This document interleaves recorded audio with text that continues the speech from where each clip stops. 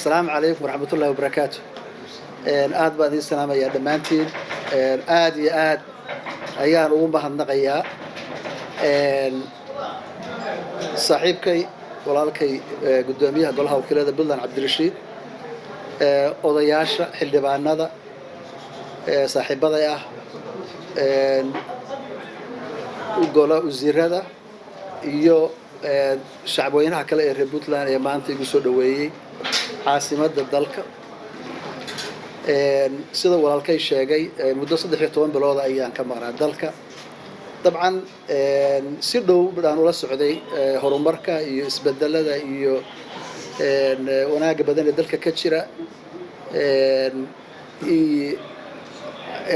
طبعا ducadana waa idinku soo kabay runtii intaas baan hadda awoodaa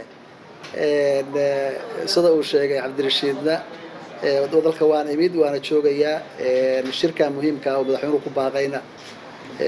naguna casuumayna waan ka qayb galaya insha Allah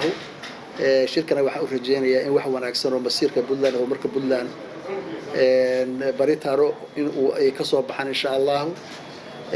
wixii talaahode odaynimana oo kala baxaylimaya waan ka geysanaya insha Allah dii la yiraahdo marka yani waa joogaya dalka si mugle baan isku wareysan doonaa saaxiibaday soo dhaweynta qaaliga ah rag iyo dumar bale ay soo dhaweeyay oo gudoomiye ugu horeeyana aad iyo aad u mahadsantiin khayr iyo gulba idin rajeynaya